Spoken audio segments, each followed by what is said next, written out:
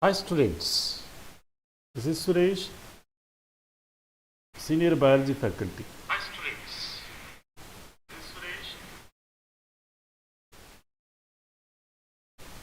So till now in the previous session we discussed about the sexual reproduction in flowering plants. So now we are going to discuss about human reproduction. So when we come to human reproduction, so basically humans are unisexual. So humans are unisexual. So unisexual means so male and female are present separately. So there is a male and female separately. And humans or viviparous give rise to young ones directly. And we perform only sexual reproduction. There is no other type of reproduction. So in male there is male reproductive system and female there is female reproductive system. And this is the main primary reproductive parts are called, that is gonads. And remaining the secondary one, they are reproductive ducts and accessory structures. So whether in male or female reproductive system, they have a pair of gonads. And along with this gonad, there are reproductive duct and accessory ducts. That is, for example, if you take males, in male there are a pair of testes. In female there is a pair of ovaries. Along with this, there are ducts and as well as hormones are secreted. So here, as and when humans reach to puberty, they start producing gametes. That is, the maturation takes place and starts producing gametes. So the formation of gametes, whether it is male or female, it is called gametogenesis. So in males, that is formation of sperms, it is called spermatogenesis. It is called spermatogenesis in males, and in female it is called oogenesis. So this is called gametogenesis. And there are insemination. Insemination means transfer of sperms to female genital tract. Fertilization means fusion of male and female gametes. Implantation, where the development of the fetus takes place in the uterus wall, that is attachment of embryo to uterus wall. Gestation period, that is from time of fertilization to birth, it is called gestation. And the delivery of baby, the birth of the baby child, is called parturition. So here we should understand about the meanings of these terms which we use frequently in this. That is gametogenesis, insemination, fertilization, implantation, gestation, parturition. So we'll start our discussion with the male reproductive system. So when we come to male reproductive system, it includes a pair of testes which are called the gonads, or primary reproductive parts which will form sperms. So remaining are accessory ducts, accessory glands, and external genitalia. External genitalia means which are present outside the abdomen, which can be seen. So this testes, accessory ducts, accessory glands, these are present inside. So a male reproductive system consists of a pair of testes, so which is present outside the abdomen.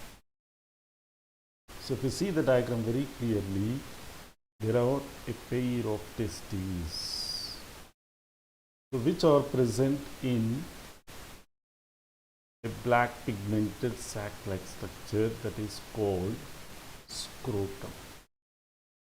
So the testes are present in a pigmented structure which is called scrotum. So why they are present in scrotum? What is the reason for this? So the reason for this is for formation of sperms, that is spermatogenesis. It requires less temperature than our body temperature. So here scrotum provides temperature less than our body temperature. That is, less than means 2 to 2.5 degrees centigrade. Then only spermatogenesis will take place. That is the reason why the male reproductive system, that is the testes, is present in outside the abdomen in scrotum. So here, from these testes, the remaining accessory ducts, whatever the accessory ducts are coming, these all epididymis, these all will come under accessory ducts.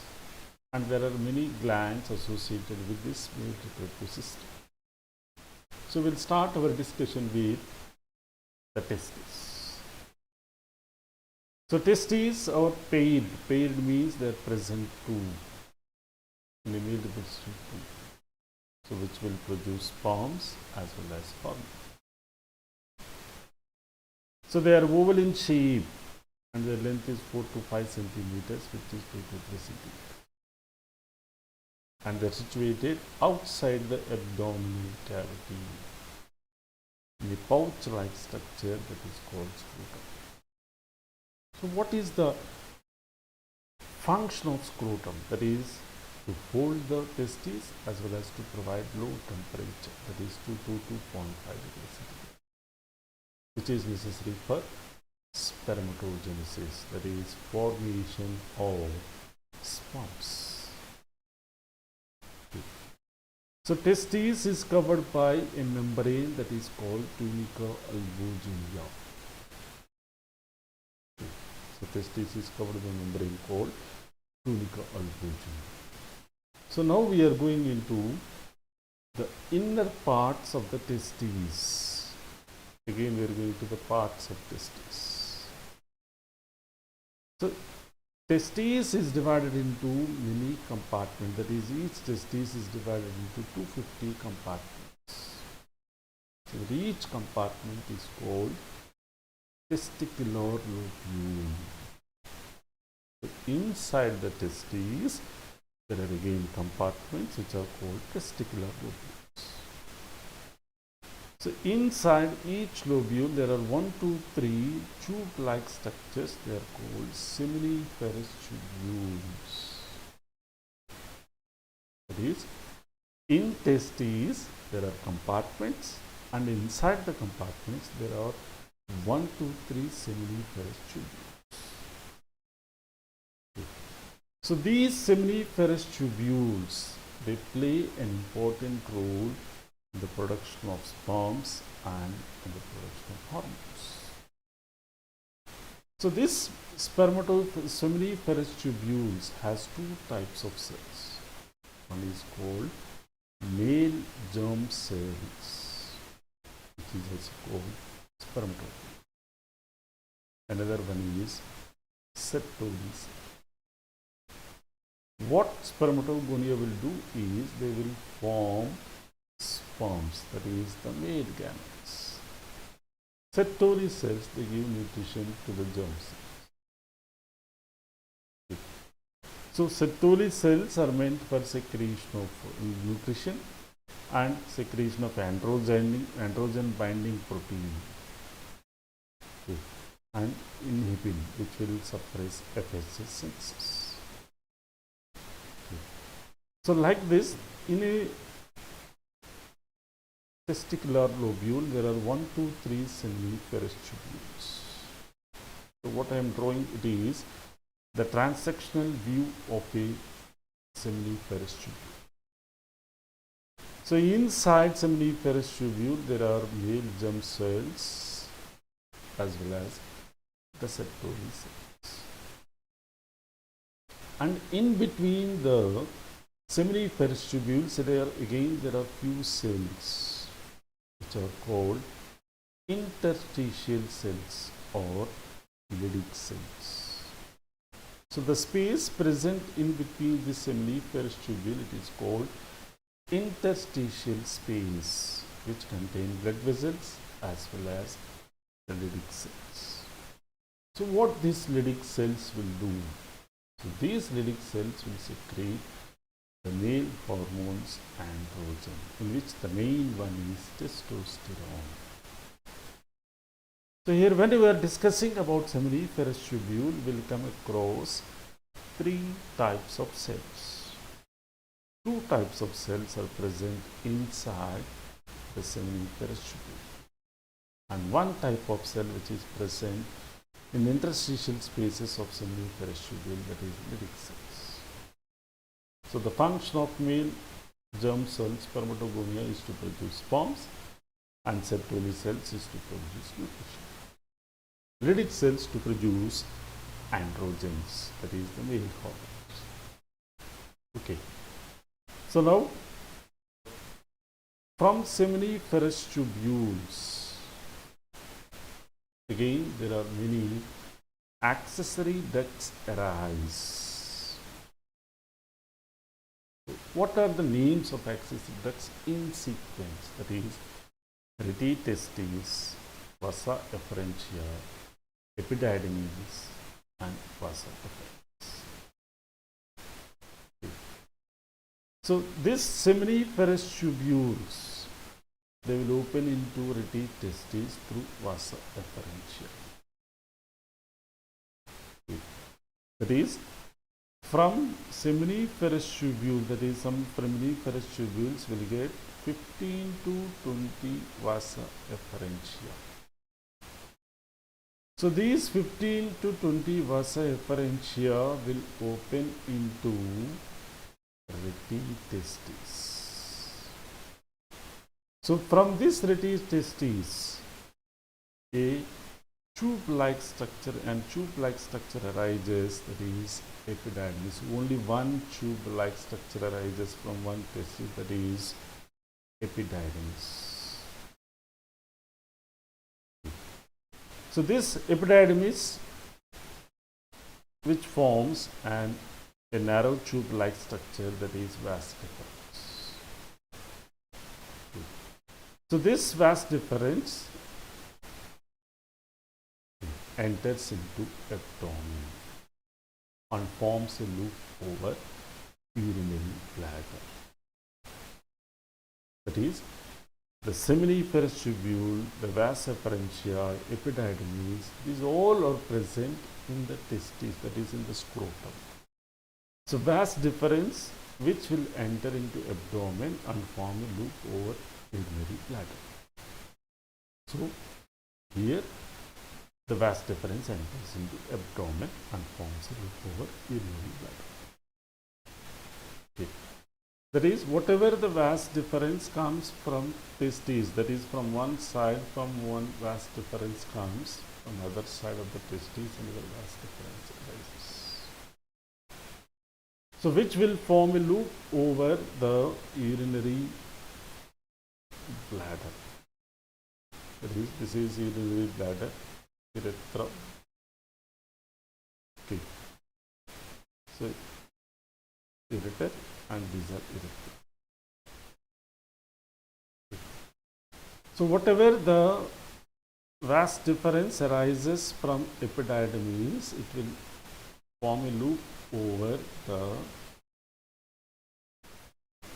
urinary bladder and opens into urethra. So they will open into urethra. So they will open into urethra.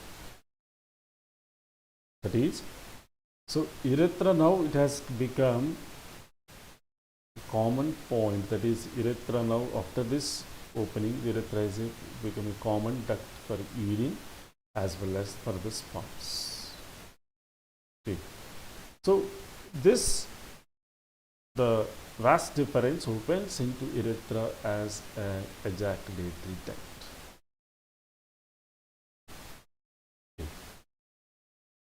So this urethra, which comes from urinary bladder, extends through penis. That is, this urethra continues to penis. It continues to penis. Okay. So this is vas deferens, which joins with the urethra as an ejaculatory duct. So this urethra continues till to penis, to the external opening, which is called urethral matrix. Okay. So here you can see, that is, this is testis, this is vas deferens, and this bulb-like structure, this is epididymis. So this is epididymis, the vas deferens coming and circling the, forming a loop over urinary bladder. This is urinary bladder, this is ureter, where it opens urethra. So before the vas deferens opens into the urethra, it forms seminal vesicles. And the point where this, nearer to this point where the vas deferens joins with urethra, it has a prostate gland. Okay. So this is the urethra which continues to penis and opens outside by urethral matrix. So here, whatever the parts we see outside, that is, which are seen above, that is, these are called external genitalia, that is, penis, urethral matrix, foreskin, these are external genitalia. So external genitalia, okay. So what they are meant for? So they are made up of special tissue for erection to facilitate insemination. So insemination means, that is, inserting of male gametes into female reproductive system. Okay. So the distal end of the penis is covered by, that is, the end is called glans penis, which is covered by loose skin, that is called foreskin. And the opening of penis is called urethral matrix, which we are seeing external. That is, penis with the distal end glans penis, which is called the loose skin foreskin, and the opening of penis is called urethral matrix. So these all will come under external genitalia. So till now what we discussed is the primary gonads, right, accessory ducts. Now we are going to discuss about accessory glands, that is, the glands which are associated with the male reproductive system. That is, a pair of seminal vesicles, a prostate gland, a pair of pulbourethral glands. Okay. So these seminal vesicles, the prostate gland which are present, okay, so they secrete seminal plasma, so which is rich in fructose, calcium and enzymes. And whatever the secretions come from pulbourethral glands, they are meant for lubrication during the sexual act. They are meant for lubrication during the sexual act. So the male reproductive system is associated with a pair of seminal vesicles, a prostate gland, and a pair of pulbourethral glands. So seminal vesicles, prostate gland will secrete seminal plasma, which is rich in fructose, calcium and enzymes. And the pulbourethral secretions, which helps in secretion of lubricate, which the fluid is meant for lubrication, that is to reduce friction during the sexual act. So these are the glands associated with the male reproductive system. So in male reproductive system, we discussed about the primary gonads, the accessory ducts, external genitalia, accessory canal. So here we should remember the parts in sequence.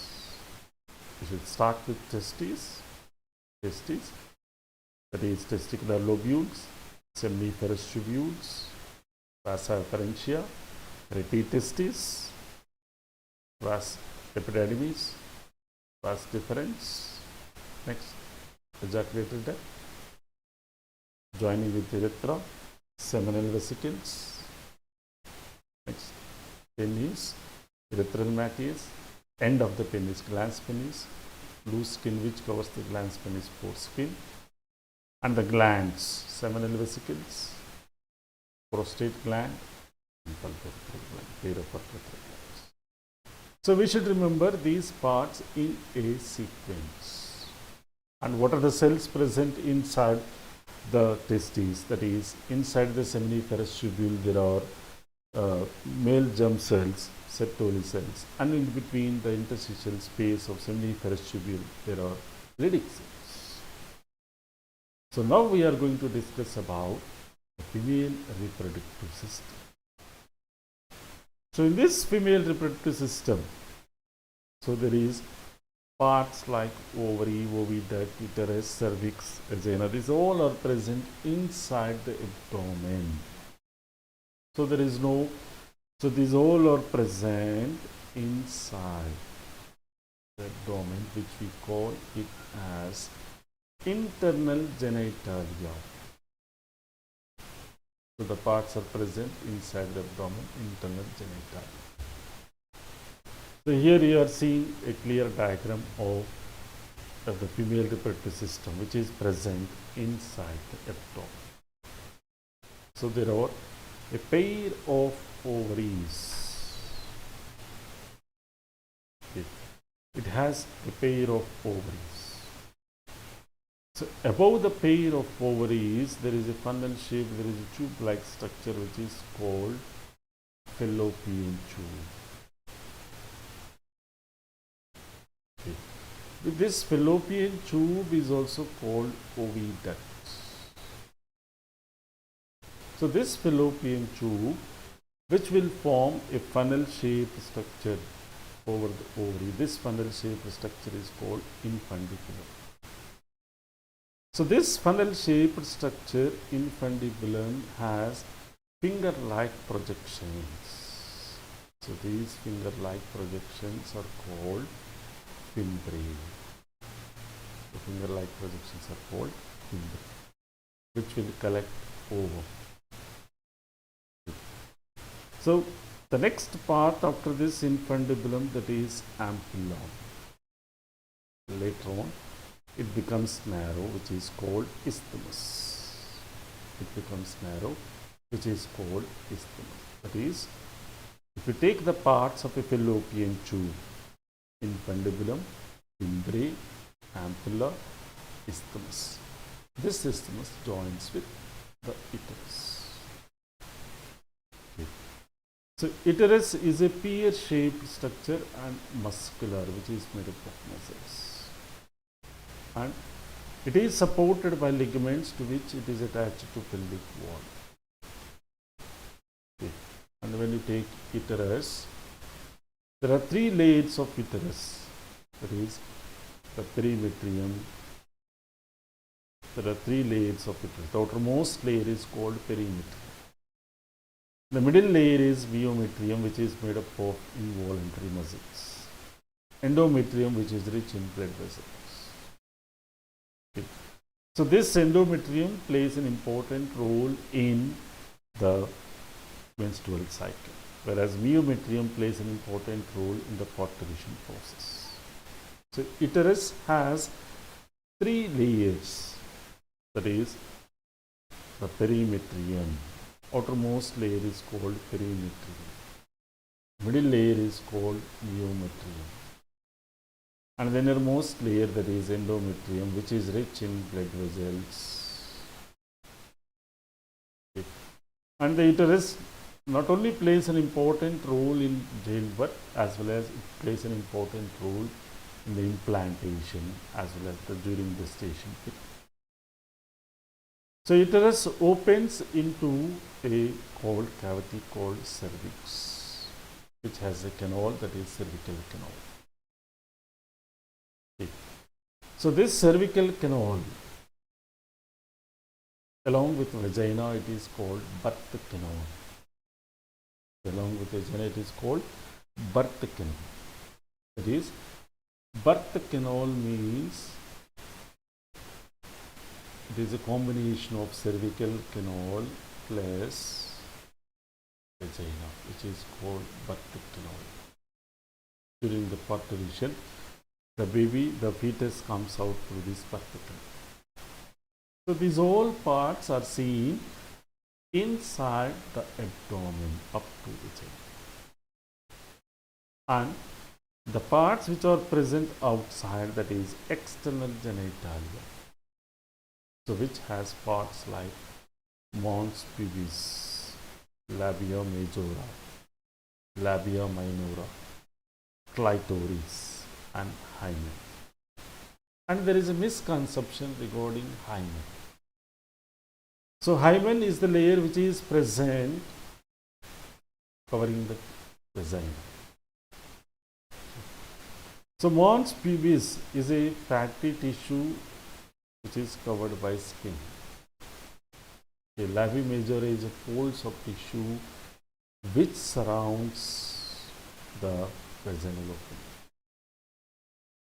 And labia minora, which are folds of tissue which are under labia majora. And when you come to hymen, the opening of vagina is covered by a membrane that is called hymen. So clitoris is a finger-like structure, so which is very sensitive, so which lies in the junction of two labia minora above the uterular opening. Okay. So here when you come to hymen, when you take the hymen, the role of hymen, it is a membrane which covers the vagina. But there is a misconception regarding this. That is, in few society of the people, there is a misconception that when hymen is ruptured, it indicates that sexual act is over. They lose virginity. But there is no relationship with hymen and virginity. Hymen will get ruptured even due to cycling or due to activities which is done, it may get ruptured. So there is no relationship with virginity of the female reproductive system related to hymen. It is just a misconception. It is just a misconception. Okay. So along with this, there are mammary glands in females, well-developed mammary glands. That is, a pair of mammary glands are present in females, so which contain glandular tissue and fatty tissues. These glandular tissue will secrete milk. So glandular tissue has 15 to 20 mammary lobes, and each lobe has a group of cells called alveoli. So here the term alveoli will come across in respiratory system of humans, as well as will come across in the mammary glands. These are group of cells which will secrete milk in context of mammary glands. Alveoli are balloon-like structures in respiratory system which will help in exchange of gases. So whatever the milk is secreted by alveoli, it is stored in lumen and they open into mammary tubules. Okay.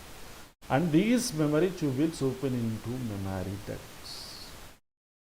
The mammary ducts will join and form mammary ampulla. It is connected to lactiferous duct through which the milk is secreted from outside center.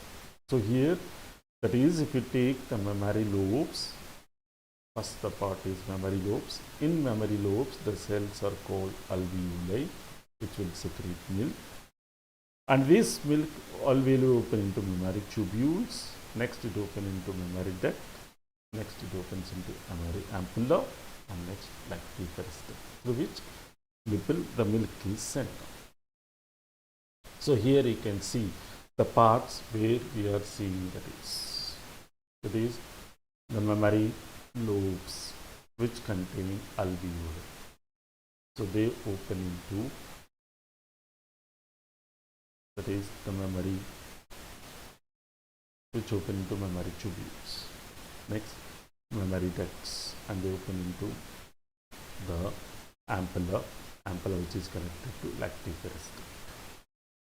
Okay. Through which they are sent out through nipple. So the pigmented part surrounding to nipple, it is called areola. Okay. So here you should remember the parts, that is the mammary lobes in sequence. Inside mammary lobes, the group of cells are called alveoli which secrete milk. Okay. So they open into the mammary duct, and next they open into mammary tubules, which open into ampulla. Ampulla is opens into lactive peristem, through which the milk is sent out by nipple. So these are the parts of a mammary gland which is present in a pair of mammary glands which are present in females. So till now what we discussed is about the male and female reproductive system, about different parts, the functions of different parts, their location, how they help in reproduction. This all we discussed. So now we are going to discuss about gametogenesis. So gametogenesis means formation of gametes from gonads. That is, in male reproductive system we take from testes, and in female reproductive system we take from ovum. So here again gametogenesis is of two types, which occurs in males, it is spermatogenesis, which occurs in females, it is called oogenesis. That is, in spermatogenesis, haploid sperms are formed which are called spermatozoa from spermatogonia, which are diploid. So here always gametes are haploid, whether it is spermatozoa male gamete or it is ovum female gamete, they are haploid. So these haploid structures are formed from diploid structures. That is, spermatogonia which form diploid, the spermatogonia is a diploid structure which form spermatozoa. Okay. And that is oogonium which forms ovum, which are diploid structures. So the formation of ovum is called oogenesis. The formation of spermatozoa, which is called spermatogenesis. So first we want to discuss about spermatogenesis. So what happens in spermatogenesis? So in spermatogenesis, it starts with diploid spermatogonia and ends with haploid spermatogonia. In between, what happens? So here, during the formation of spermatozoa, there are different stages, that is multiplication phase, growth phase, maturation phase, like this. In first multiplication phase, what happens? So the spermatogonia which are present inside the seminiferous tubule, they are present inside the seminiferous tubule. So in this multiplication phase, the spermatogonia undergo mitotic divisions. Mitotic means there is no change in chromosome number. 46 chromosomes means whatever the spermatogonia are formed from this, again they will have 46 only. That is, in multiplication phase, the number of spermatogonia will increase. Their number will increase. Now, there are many spermatogonia. So this spermatogonia in growth phase, they increase in size and form primary spermatocyte. After increase in size and form, they form primary spermatocytes. So this primary spermatocytes also diploid, which has 46 chromosomes. So this primary spermatocytes, which are diploid. Okay. So now growth phase is completed. So till now what we discussed is multiplication phase, the growth phase. By the end of growth phase, we got, that is, primary spermatocytes, that is maturation phase. This primary spermatocyte undergoes the meiosis 1, that is the first meiotic division. So by the end of meiosis, from one primary spermatocyte we will get two cells which are haploid. That means here 46 chromosomes are there, means they will have only 23. So the structures which are formed from primary spermatocyte, they are called secondary spermatocyte, which are diploid.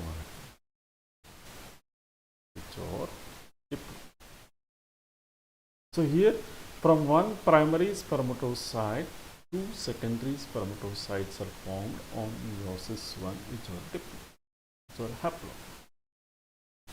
So these secondary spermatocytes again undergo meiosis 2. Each one will undergo meiosis 2. That is the second meiotic division to produce 4 haploid sperms. Spermatids, they are called spermatids, which are haploid. So ultimately from one primary spermatocyte, two secondary spermatocytes, and finally 4 spermatids are formed, which are haploid. So by this, the maturation phase is completed. So these spermatocytes will undergo differentiation. That is, the spermatids will undergo transformed into a sperm, that is, which is called the spermatozoa. Each one will form a spermatozoa, which has tile head, tile neck. So this process is called spermiogenesis. So this process is called spermiogenesis. Okay. That is, after transformation of spermatids to sperms, that is after spermiogenesis, these sperms will attach to Sertoli cells for nutrition. And finally, they are released from seminiferous tubule, and this process is called spermiation. So here we are getting three terms, three process terms related to process. One is spermatogenesis, the formation of sperms in male reproductive system. Spermiogenesis, which is the where the spermatids are transformed into the sperms. Spermiation, where the sperms are released from seminiferous tubule. These three are processes which are related to the spermatogenesis. So here you can see a detailed diagram of a seminiferous tubule. So this is spermatogonia, which will form primary spermatocyte. From primary spermatocytes are diploid. On meiosis 1, it will form secondary spermatocyte, which are haploid. And again, each secondary spermatocyte undergo meiosis 2 and form spermatids, which are haploid. and by spermiogenesis they form spermatozoa, which are also which attach to the Sertoli cells for nutrition. Okay. So here, if you take spermatogonium, they have 46 chromosomes. Primary spermatocyte has 46 chromosomes. Secondary spermatocyte only 23. Spermatids 23. Spermatozoa 23. Okay. And this entire process is called spermatogenesis, in which the spermiogenesis and spermination are present. So here you can see the process of spermatogenesis in a flow chart form. That is, as and when the puberty starts, the spermatogonia will undergo multiplication phase. This is spermatogonium, single one spermatogonium. Okay. That is, the plural word for spermatogonia is a plural word, whereas spermatogonium is a singular one. So it undergoes multiplication phase. Multiplication phase means it undergoes mitosis and forms many spermatogonia, which will increase in size. That is, in growth phase they undergo increase in size and they form primary spermatocytes. So each primary spermatocyte will undergo meiosis 1. That is first meiotic division, which is also called reduction division, which is true reduction division, and forms secondary spermatocytes. That is, primary spermatocytes are diploid, secondary spermatocytes are haploid. So these secondary spermatocytes will undergo the second meiotic division, which will form spermatids. So these are spermatids, which are haploid. And each spermatid, by the process of spermiogenesis, they are transformed into that is, which we call it as spermatozoa. They are transformed into spermatozoa or sperms. So finally, from one primary spermatocyte, we got 4 spermatozoa or 4 sperms, which are haploid. Okay. So this is the process of spermatogenesis, which starts in puberty and will continue till the post-reproductive phase. And during this spermatogenesis, many hormones will control this process. That is, spermatogenesis is controlled by many hormones. Like, the hormonal control starts from hypothalamus. So hypothalamus will secrete gonadotropin releasing hormone, GnRH. It is gonadotropin releasing hormone, which is secreted from hypothalamus. So this gonadotropin releasing hormone will stimulate the anterior pituitary gland. So the anterior pituitary gland will secrete 2 hormones. One is LH and another one is FSH. That is follicular stimulating hormone, FSH, follicular stimulating hormone. Okay. And LH, that is luteinizing hormone, which is secreted from the anterior pituitary gland. So these luteinizing hormone and FSH hormone, they act on different cells. That is, when you take luteinizing hormone, it will act on Leydig cells, which will secrete androgens. In this, the main hormone is testosterone. Okay.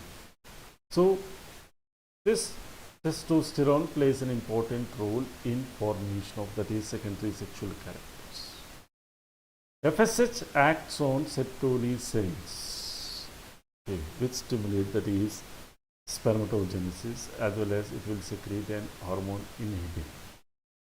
So This inhibin will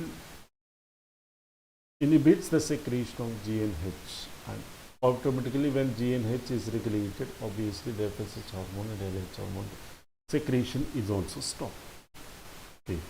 So here it indicates, the green line indicates which stimulate, and the pink line stimulates which inhibits. So this testosterone, the more concentration of testosterone, that is high levels of testosterone, and the levels of inhibin will inhibit, that is which will hypothalamus, so that the gonadotropin-releasing hormone as well as the LH and FSH or secretion is inhibited.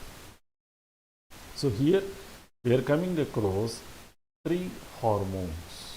So one is the gonadotropin releasing hormone from hypothalamus, which will stimulate anterior.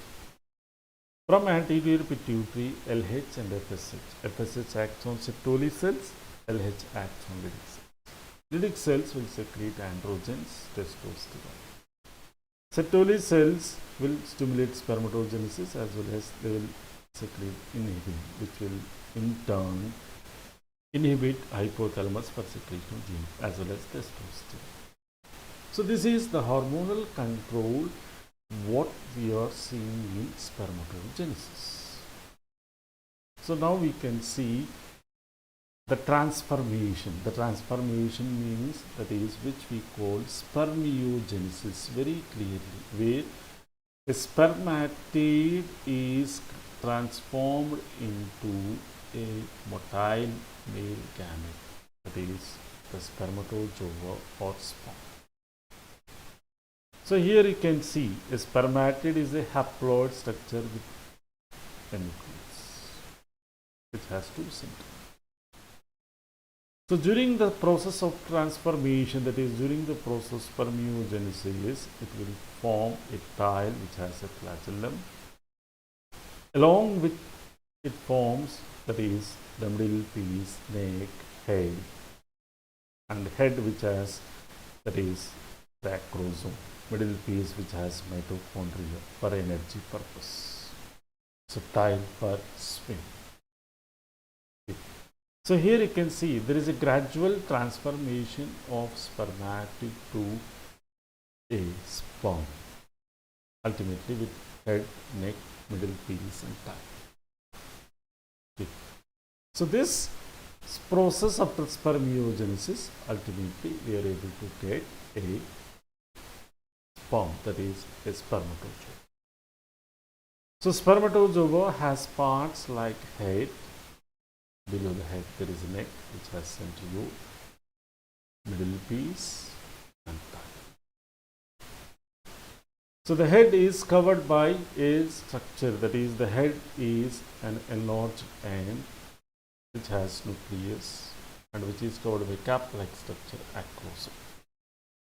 So there is an importance of acrosome during fertilization. So the acrosome is rich in hydrolytic enzymes, so which will help in the penetration of sperm into the ovum. So head has nucleus and a cap-like structure, acrosome, which plays an important role in fertilization, that is for penetration of the sperm into the ovum. Next, it has a proximal centriole which is necessary for cleavage of zygote. Distal centriole that is connected to tile filament. Neck has centrioles, proximal and distal. Proximal centriole plays an important role in cleavage of zygote, and distal centriole which is attached to tile filament. And when you come to middle piece, which has mitochondria that which will provide energy for sperm motility. So tile consists of axial filament which is covered by plasma membrane, which will help in swimming. The tile plays an important role in swimming. So this is the structure of spermatozoa, that is a male gamete. So In spermatogenesis, we have discussed about the process of spermatogenesis, that is the multiplication phase, the growth phase, the maturation phase, differentiation phase, that is spermiogenesis, and ultimately the spermination. And we have discussed about the structure of spermatozoa, which has different parts like the head, neck, the middle piece, and the tail. Now we are going to discuss about oogenesis. So when we are discussing about oogenesis, there are different parts in the ovary. You should understand about ovary. So when you take a transverse section of ovary, so we can see that there are many follicles in the ovary. You can see there are a lot of ovarian follicles, like primordial follicle, primary follicle, secondary follicle, tertiary follicle. Like this you can see tertiary follicle. And the final one is, the mature one is Graafian follicle. So that is, inside the transverse section of ovary, there are many ovarian follicles. Inside the oocyte is present. So here there is a gradual transformation of, that is the development of the follicle. There are different stages, like primary follicle, secondary follicle, tertiary follicle, and the final mature follicle is called Graafian follicle. So there is a development stage from the primary follicle.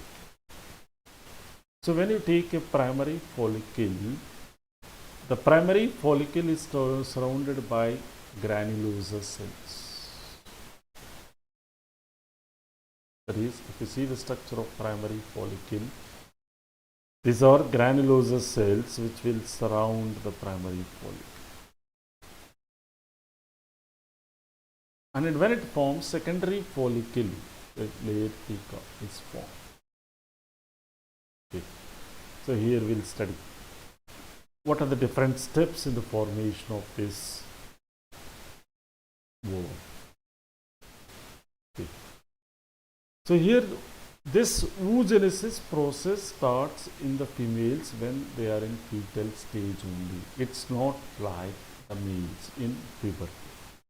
In males it starts in puberty, but here this process starts when they are in fetal stage only. So in fetal stage, whatever the oogonia are formed, that is final. There is no more oogonia added after birth. That is, the number of oogonia are decided only during the in the fetus stage only.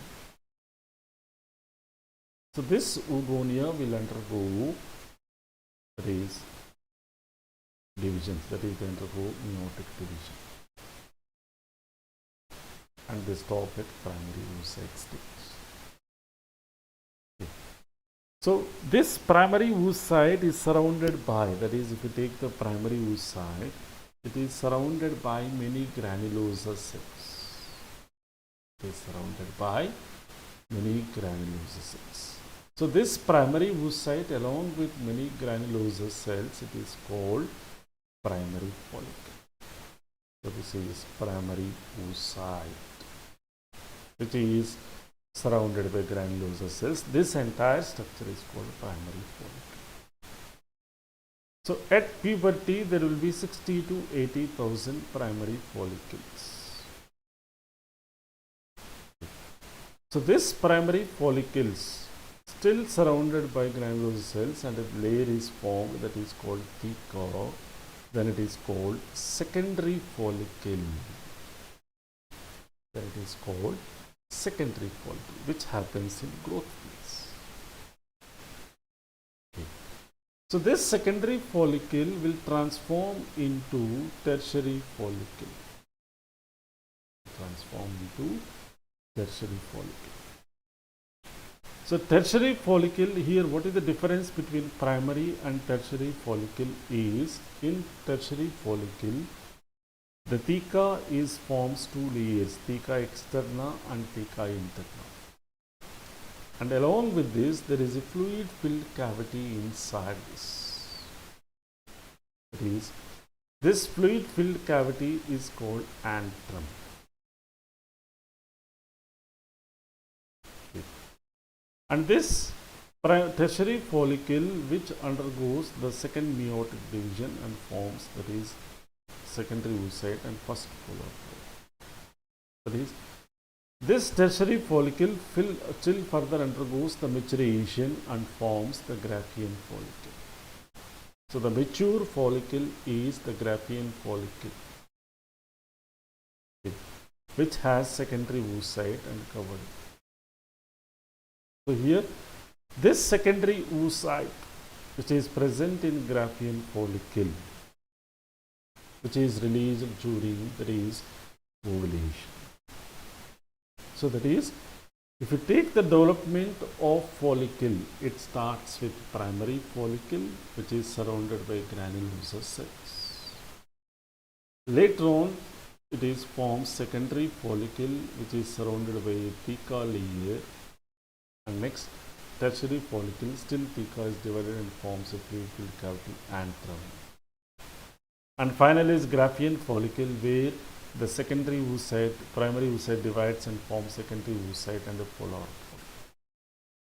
So which is where this secondary oocyte is released by process called ovulation. That means by the time Graafian follicle ruptures or ovulation takes place, the secondary oocyte is released. So this secondary oocyte will undergo the second meiotic division to form ovum. So here you can see the structure of a Graafian follicle. Okay. So these are granulosa cells, the fluid filled cavity antrum. So this is the secondary oocyte. Okay. So here you can see the theca externa and theca interna. Okay. So this is how the transformation of the primary follicle, secondary follicle, tertiary follicle and Graafian follicle takes place. So here you can see the schematic representation of oogenesis. It starts from fetal life, that is oogonia formation starts from the life and primary oocyte are formed before birth itself. Before birth itself, the primary oocyte undergoes first meiotic division, and by the time it reaches, it will form secondary oocyte and first polar. And on puberty, this secondary oocyte will form second polar ovum. That is, every month one ovum is released from the ovary of the female, which leads to menstrual cycle.